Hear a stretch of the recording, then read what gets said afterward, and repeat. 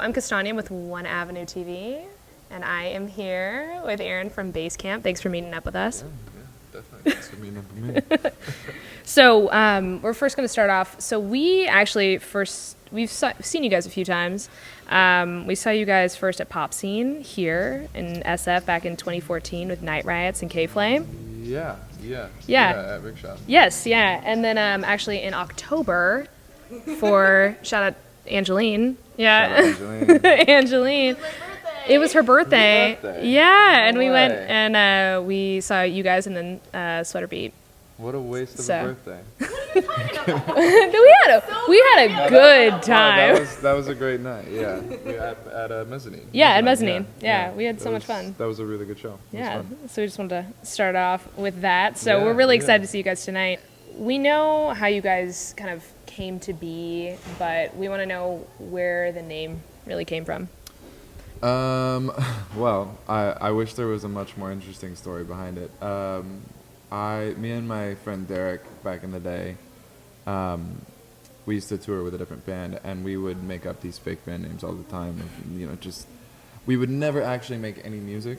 We would just conceptualize the band and what kind of music it was, and just the overall idea behind it. But it was just a big kind of joke, and BASECAMP was one of those names.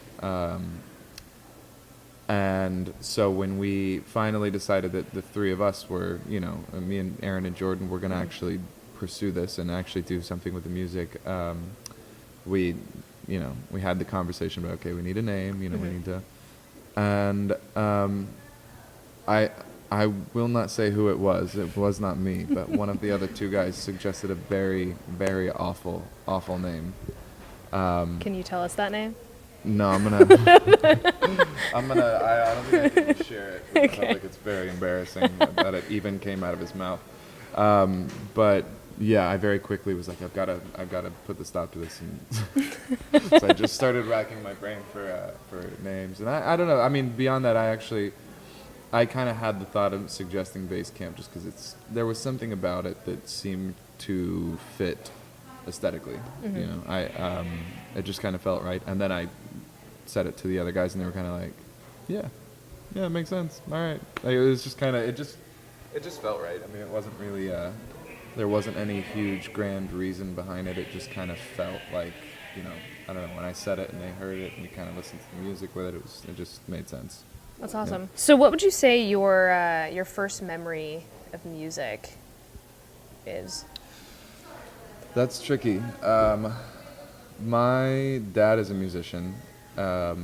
He's been like a touring musician, guitar player, singer, everything, when I was growing up. So probably some of my first like musical memories are like going on the road with him. Mm-hmm. Like as a young kid, he used to tour. Him and my mom actually used to tour as background singers for Donna Summer back in the day. Okay. And so some of the first memories I have of like being at a show and being like, just involved with that was as a kid, when they were doing the Donna stuff. First music memory, and probably first New York memory as well at the same time. Yeah. What's your music making process with you and the guys? It tends to vary. Sometimes we start with a song that I've already written, or like an old demo that I kind of produced out by myself when I was younger,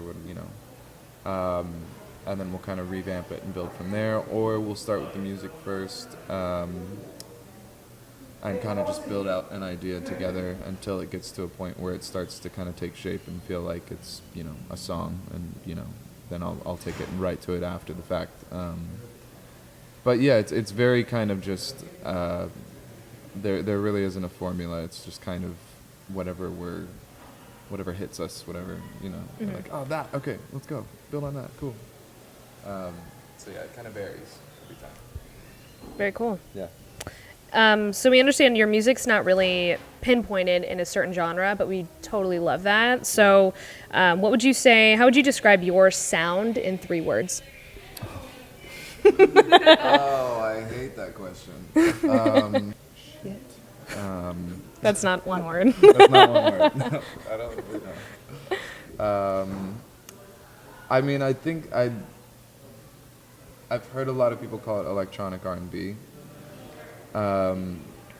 which I tend to lean towards. I think it's a close enough description, but I've also heard people call it like alternative R&B, and that kind of makes sense too.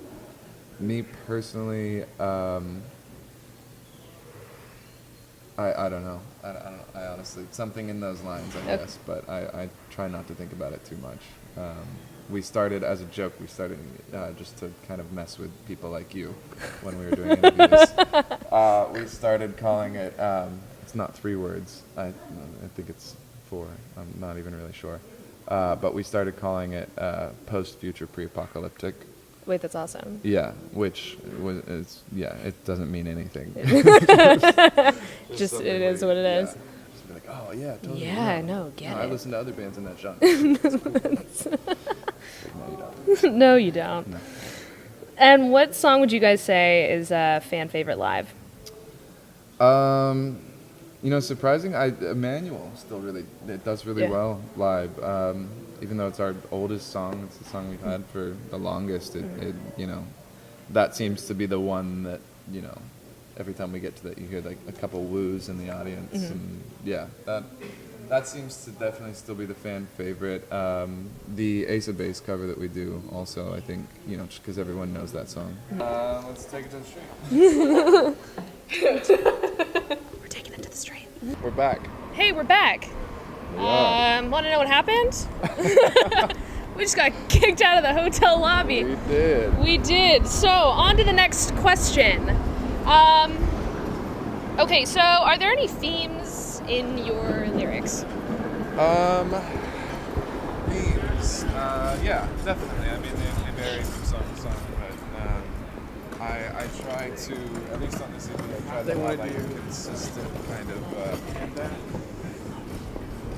There was definitely a theme. I think the theme was fate on this last record, and there were things that I tried to kind of call back to every couple of songs to kind of keep it consistent. So, yeah, definitely a few themes here and there. What's your spirit animal? Owl, I think. No, I just what was that? Because you're chock full of knowledge. I don't know. I would say owl. I've had other You can people. turn your head 360 degrees? I wish that were What was true. that? You got a lot of input on this. Yeah, you do. I like it. Chock full of stuff. Yeah, Other people have tried to stick me with a deer, which I'm not really into. So an owl it is? I don't really feel the connection with the deer. I mean, what do you think? I'm more of a deer, I think you're more of an owl. I like that. Thanks. Like a head, Just like being a quiz-eyes, though, right? no, like a hedwig owl. Okay, cool. Like sending like secret messages. All right, cool. No, I like that. A deer's kind of. Okay, hidden talents, go. Hidden talents. An excellent knife thrower. Do you have a knife with you? No, I don't have any knives with me. For anyone watching this at home, I do not have a knife. How did that come to be? I was I was kicked out of school, but it was presented as like they politely asked me to leave in like 8th grade or something like that. And so I homeschooled for the rest of that year, and instead of actually doing my like online homework that I was supposed to be doing, I would just look up the shit that I actually wanted to know how to do, which at the time was how to throw knives. So that's why I did an extensive amount of research on YouTube and practiced on the back of my bedroom door. When my parents discovered that, it was not a good thing. They were very upset. They took my door away from me. Oh my god. Which, as a teenage boy living with no bedroom door, Was sure like you the can worst. imagine how difficult that would be. But yeah, that's one big talent for sure. That's awesome. Yeah. And any current obsessions right now, like food, music, TV, like anything you're loving? Yeah.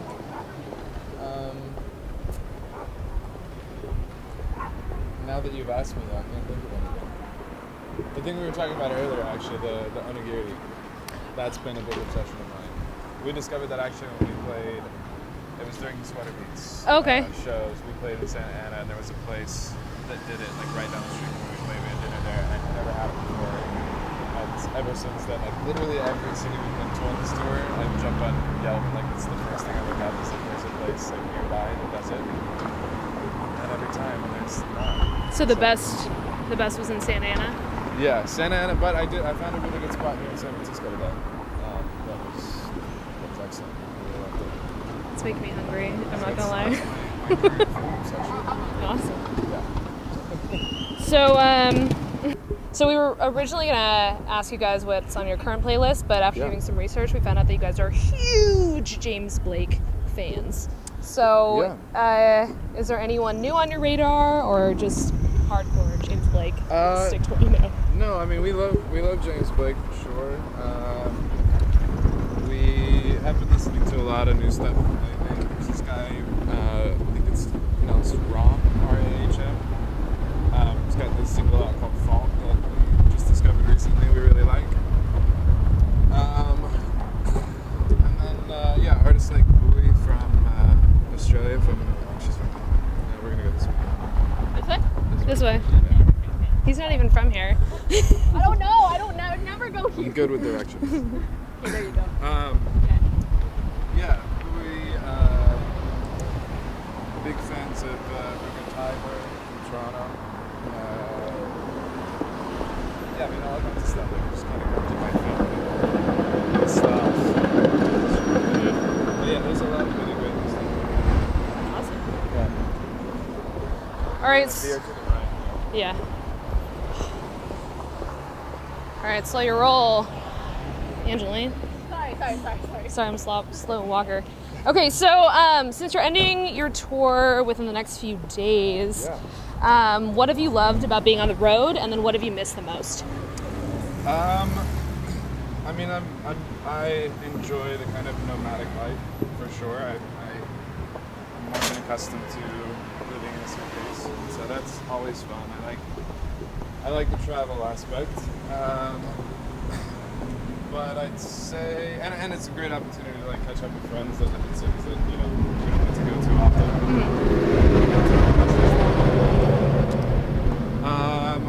Least favorite thing I miss the most. I miss not living out of a giant van. Very much looking forward to being like in a house, being back at my home, and sleeping in my own bed. But yeah, that's probably the thing I miss the most. Is just being at home, my home life. So we do have this is a pretty specific question, but so we know that you guys have a history of playing in different like metal and rock bands, and given that there might be an emo kid hiding in there, have you ever considered playing an emo night? And Angeline just went, last week? It was here in San Francisco, and they had emo night in LA. And Sunny played. So, have you guys ever considered playing? We would. I think I'm probably the other two guys. I think would be way more inclined. They were in the rock bands and everything back in the day. I was never much. I don't know. There were a couple of things. There were a few things, but I was definitely the least.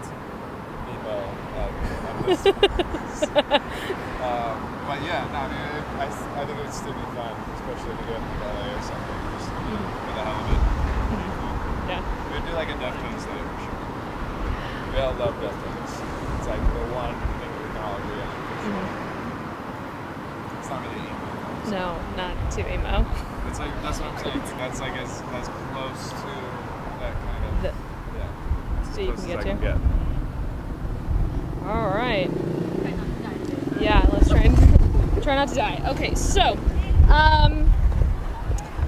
and the last question that we got while we're almost here. So, what can we expect to see from you guys in 2017? That's a good question. I have no idea. That's an awesome answer. We're gonna start writing for another record that we will hopefully have out before this year's over.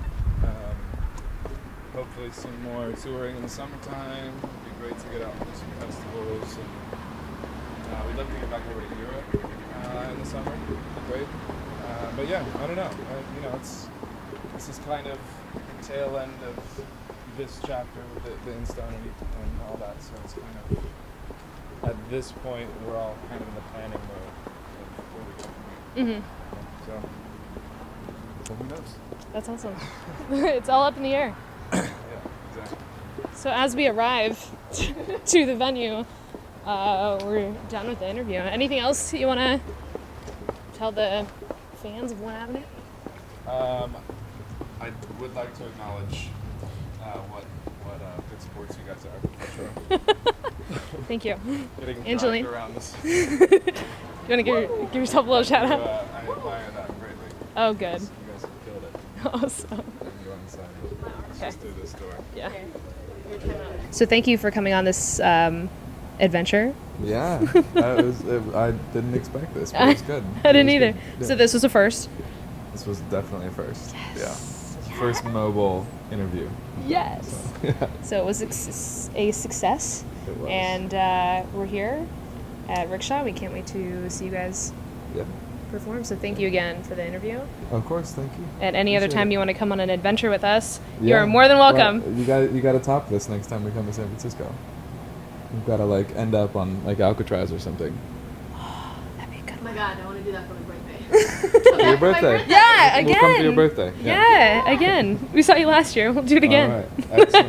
Yes, Very so cool. thank you. We really Yeah. appreciate it. Definitely. This is Castagno with One Avenue.